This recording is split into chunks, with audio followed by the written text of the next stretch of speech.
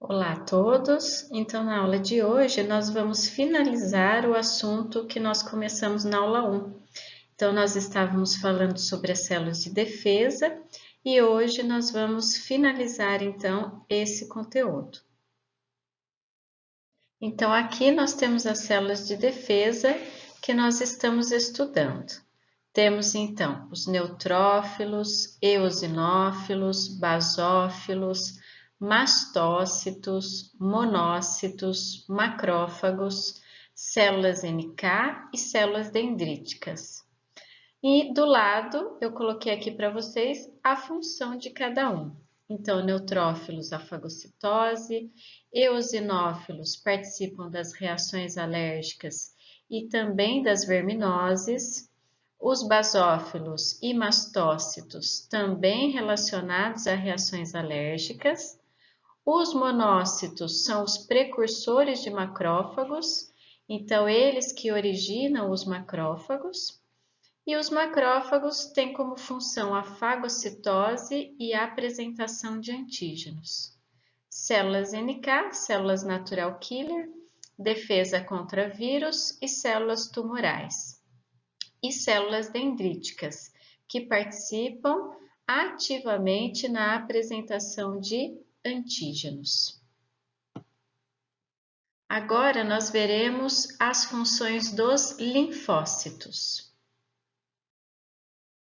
Aqui nós temos uma imagem de lâmina, então nós temos um linfócito, ao redor dele nós temos células vermelhas, hemácias do sangue.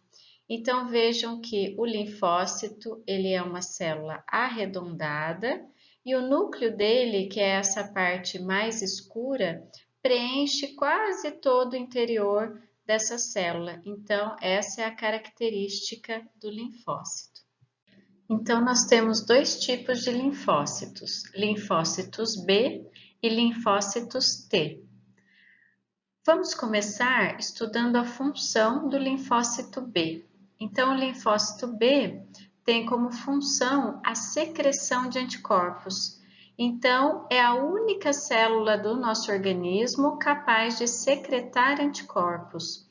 Nós ouvimos no nosso dia a dia muitas vezes falarem sobre anticorpos e relacionarem ele ao processo de defesa do nosso corpo. Então, os anticorpos são essenciais para a nossa imunidade. Futuramente nós teremos uma aula para falar sobre as funções dos anticorpos. Depois nós temos os linfócitos T. Nós temos duas classes principais de linfócitos T. Os linfócitos T citotóxicos e os linfócitos T auxiliares. Vejam que do lado, no parênteses, nós temos aí uma sigla. Então, os linfócitos T citotóxicos, eles têm uma marcação. Essa sigla TCD8 é o que corresponde aos linfócitos T citotóxicos. Então, nós podemos falar linfócitos T citotóxicos ou linfócitos T CD8. Esse CD8 é uma marcação que identifica um linfócito T citotóxico. Depois nós temos os linfócitos T auxiliares. Qual é a marcação que identifica esse tipo de linfócito? É a marcação TCD4. Então, nós podemos chamá-los de linfócitos T auxiliares ou também encontrar linfócito TCD4. Então, são as duas classes principais de linfócitos T que nós possuímos. Qual a função do T citotóxico? A função dele, o próprio nome já diz, né? Citotóxico. Eles matam células infectadas. Infectadas por quem? Principalmente por vírus. Então, esse é um papel importantíssimo dos linfócitos T citotóxicos. Nos linfócitos T auxiliares, nós podemos também encontrar uma denominação chamada de linfócito T helper. Então, nós, no português, chamamos de linfócitos T auxiliares. mas no inglês, muitas vezes a gente pode encontrar alguém chamando de linfócito T helper. É a mesma coisa, são só nomes diferentes para o mesmo linfócito. O próprio nome já diz, auxiliares. Então, eles fazem um processo de ajuda. Quem que eles ativam? Os linfócitos T auxiliares são importantíssimos para a ativação de outras células, como os linfócitos B e os macrófagos. No final dessa aula, nós temos alguns exercícios para discussão. Então, aqui eu vou discutir com vocês as respostas desses exercícios. Então, o primeiro exercício diz o seguinte: o quadro a seguir se refere ao número de células sanguíneas expresso em células por milímetro cúbico de sangue, encontradas nos exames de sangue de um indivíduo normal e de um indivíduo doente. Então, esse exercício, no próximo slide a gente vai olhar para a tabela, nós temos valores de um indivíduo normal e valores de um indivíduo doente. É bom a gente entender que esse é um exercício, ele não está trazendo valores reais, então é só para a gente discutir aí a comparação entre o indivíduo normal e o indivíduo doente. Nesse exercício, nós vamos olhar para o número de células de um indivíduo normal e de um indivíduo doente e ver aí quais as condições que estão relacionadas a essas alterações. Então, aqui nós temos a tabela do exercício e na primeira coluna as células sanguíneas como se fosse um hemograma. Hemácias, plaquetas, leucócitos totais, neutrófilos, basófilos, eosinófilos, linfócitos e monócitos. Na coluna do meio, os valores dessas células para o indivíduo normal e na última coluna, os valores para o indivíduo doente. Então, o que a gente fez aqui? Nós vamos comparar os valores do indivíduo doente com o indivíduo normal. Então, vejam que em vermelho eu coloquei para vocês se esse valor em relação ao indivíduo normal está acima ou está abaixo e possíveis alterações que possam resultar desses valores. Então, vamos começar ali nas hemácias. Então, comparando a quantidade de hemácias do indivíduo doente com o indivíduo normal, o indivíduo doente tem valores acima. Nas plaquetas, ele tem valores abaixo do que o indivíduo normal. Nos leucócitos totais, ele tem valores acima. Nos neutrófilos, valores acima também. Nos basófilos, quantidade de basófilos totais, número de células acima também.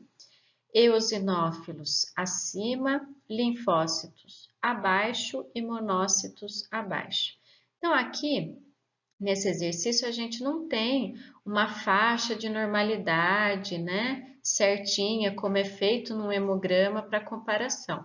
É só um exercício de comparação a números, né, de um indivíduo tido como normal. Então, são valores aqui só para a gente fazer esse exercício, né, não corresponde a valores reais de um hemograma com faixa de normalidade, né?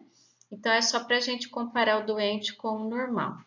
Então, quando a gente olha para a quantidade de plaquetas, quando temos plaquetas abaixo, né, nós podemos ter um distúrbio da coagulação, porque as plaquetas são importantes células que participam da coagulação do sangue. Leucócitos totais acima pode ser um indicador de infecção. Neutrófilos acima, nós aprendemos na última aula.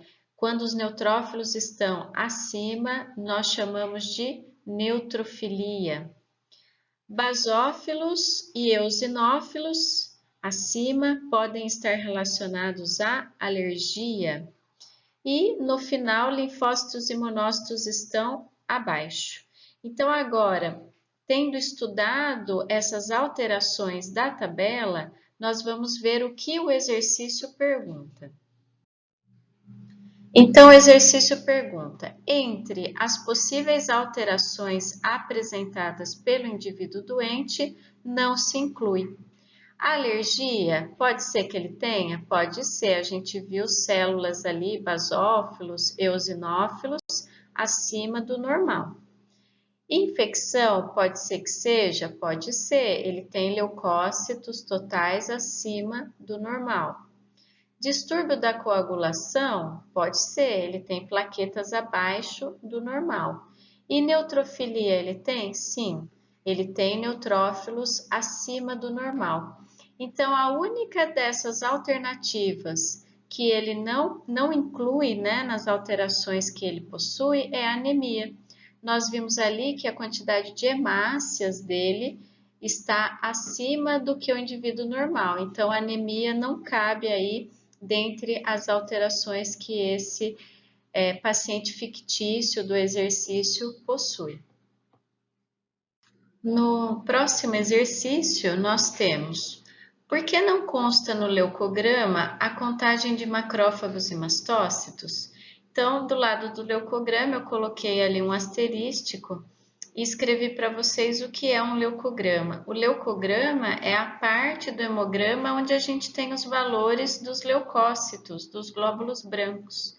Então, essa parte do hemograma que envolve a contagem das células de defesa é conhecido como leucograma. Então, vamos à resposta do exercício. Os macrófagos e mastócitos, como a gente já viu, eles são células que se encontram nos tecidos. Nós não encontramos eles na circulação, nem macrófagos, nem mastócitos. Eles estão localizados nos tecidos. Próxima questão: cite duas células do sistema imune que realizam fagocitose. Aqui nós podemos citar macrófagos e neutrófilos. Ambas as células realizam a fagocitose. Última pergunta: qual a importância da fagocitose para a defesa do nosso organismo?